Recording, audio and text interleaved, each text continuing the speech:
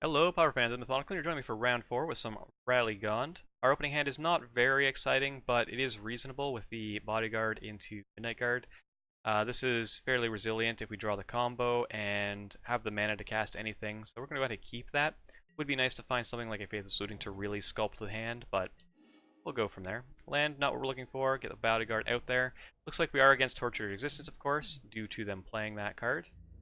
This can be a good matchup. It depends on what kind of build they're on. If they're on the more aggressive version with Carrion Feeder, we're very much favored. So we're going to have to see how they're building their deck. We're going to play our Midnight Guard, and we are really not doing that great on the drawing cards off the top of our deck persuasion.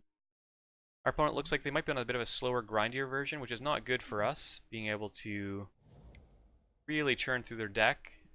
Gonna cycle, gonna use Tortured Existence to throw a Stinkweed Imp into the graveyard, gonna use that to scavenge, so their engines are online, and already things are looking quite grim. We've got a Grave Scrabbler so they can get their advantage, and main deck Wickerboro Elders, so if they get one of those online, I'm not really sure how we can win through it, and they're really planning for the long game with the Battlefield's Scrounger. So, yeah, we need our combo, like, next turn if we want to have a chance in this one. Fume Spitter is going to get rid of our Benevolent Bodyguard. Not much we can do about that. I'm going to go ahead and give our Midnight Guard Pro Green, but even then we still can't block the Mongrel since they can just discard cards and change the color. Another land, really not drawing well in this one. So we're just going to... We know we have a few turns at least to hope for something. Blastoderm seems like an interesting choice. I guess that's their way of trying to beat down. Going to take our beats. Discarding a Scrabbler to get in a little extra damage, that seems fine. They're going to get back the Wickerboro Elder, so that's not looking good. If they land that with a green mana open, we can't really win. Continuing to draw lands. We did keep a 5-land hand, and we've drawn 5 lands since then, so might have to pull out the Hypogeometric Calculator after this one. Gonna just play our Benevolent Bodyguard just to make our opponent spend their mana playing the Fume Spitter to get rid of it, but at this point... all we can really do is hope that the time advantage we've managed to get at this point does something for us. That's all we can really hope for at this point.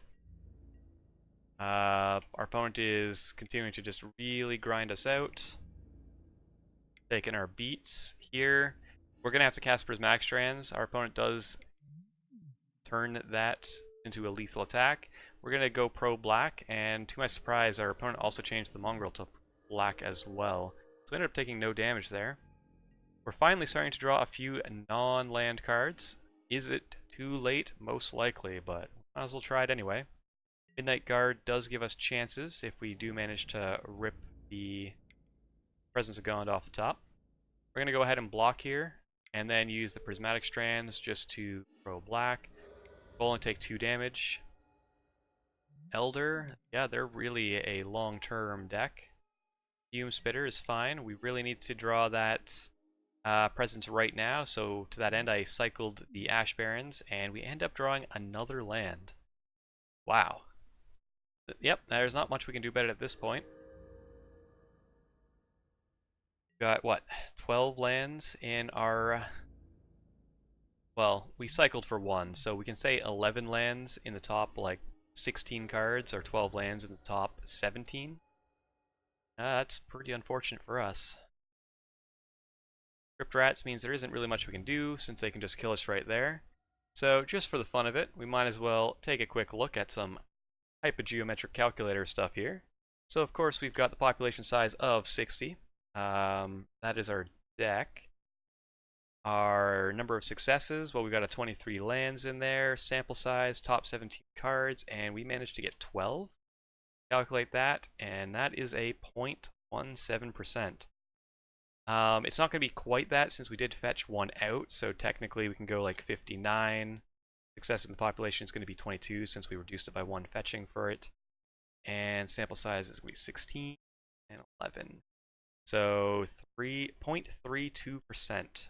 That is the odds of what just happened to us. Alright, now that we got that bad luck out of the way, let's see if we can turn luck around a little bit going into game number 2.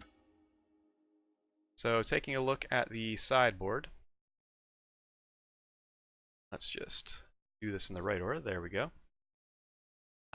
Since they've got the main deck Wickerboro Elders, there isn't a whole lot we can do. If they get the Spore Frog lock online, that's more or less game over, so it could be a reason to bring in some Electrickeries, and I did consider that. Instead, I'm just going to bring in the 2 Oblivion Rings and really hope to just kind of, like, hope to just win early. And even though they could get this Spore Frog lock online, that's not necessarily game over.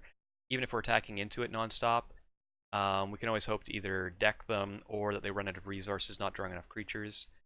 So we're just going to kind of hope to go fast enough. Their build is very bad for us, and we've got very low winning chances, but we're going to try our best. And unfortunately, this is not quite keepable. If we did draw a white source and did manage to find a Midnight Guard off the Commune, this has winning chances. But our odds of drawing a white source, given what happened last time, I'm just going to go ahead and ship this back and hope for a solid win. Let's see what we get. Alright, so this does have the white source and the Presence of God. Now we just need to find a guard. Life gain might help us get there, so we're going to go ahead and keep this. We're going to send it to the bottom. We don't need additional mana. And let's go from there. Getting a white source this early, I'm going to go ahead and start getting our Soul Sisters out immediately. And Faithless Looting can definitely help us. So what I'm going to do here is I'm going to bounce back the encampments. The plan is we're going to play the encampment next turn and use it for red. We're going to really dig for that Midnight Guard. That is, in my opinion, our best winning chance, given the contents of our hand. Our opponent is playing a Stinkweed Imp, so they're just trying to lock down the board. So here, we're going to go ahead and cast the Faithless Looting. We did not find that guard. Very unfortunate. Here, we're going to go ahead and discard the Cenn's Enlistment. There is an argument for keeping that and discarding the Khalni Garden instead, but I would like to get a few additional land sources down. And the Prismatic Strands is probably something we want to discard, so we don't have to hold up mana for it. So we're going to go ahead and do that. We can't attack, of course, because of Stinkweed Imp, and our opponent is trying to crack their vessels. They did end up getting a Crypt Rat there, so we know about it, and it's going to be a bit difficult to play around. There, we really needed to find something better, but ended up just finding not much, just a bunch of Presence of Gone. So we're going to go ahead and discard one of them.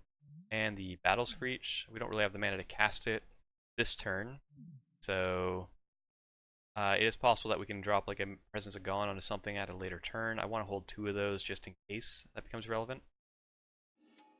So yeah, we more or less know that we're going to be losing our board here. If our opponent has an untapped land, they're going to be able to cast the Crypt Rats and ping for 1, getting rid of all our creatures, leaving up 1. And sure enough, that's how it works. Our opponent has a Fume Spitter in hand, so it's not looking good there either. To clean up things that come afterwards. Alright, so do we draw a Midnight Guard? No, we draw a card we can't cast, and then we completely whiff on Commune with the Gods. So, wow, pretty bad, pretty bad. Not much we can do about that. Our opponent still hasn't shown us a way that they're going to be able to win this one yet, so we can give it another turn or two. Fume Spitter doesn't do much currently, but if they get another Crypt Rats online, that would be more or less game over. Can't even play the Bodyguard here since they have the Fume Spitter. We're just going to hold it, hoping for an opportunity to play it and do multiple things in a turn. Tortured Existence, they can really start getting their stuff back now, so that's very unfortunate for us. They're continuing to gain their advantage, getting lands and drawing cards. And what do we get? A Soul Sister. Alright. Well, we're just going to go and get that out. We know that they're going to kill it and then get back their Spitter next turn to kill our other creature. There isn't much we can do about that. But we do want to try and get them to spend their mana not on a way of locking us out of the game to kill the Midnight Guard. So we're going to let them keep spinning the wheels, and now we're starting to see them discard Spore Frogs. So at this point they do have the lock of Infinite Fogs, and there's not much we can do about that. So seeing that, I'm just going to go ahead and scoop it up. At this point it could still be a relatively long one, and there isn't really a reason to play it out. We've been thoroughly beaten. So currently 3-1. We've lost the 5-0 dream, but we can still turn this into a fairly decent 4-1. So I hope I'll see you in round 5.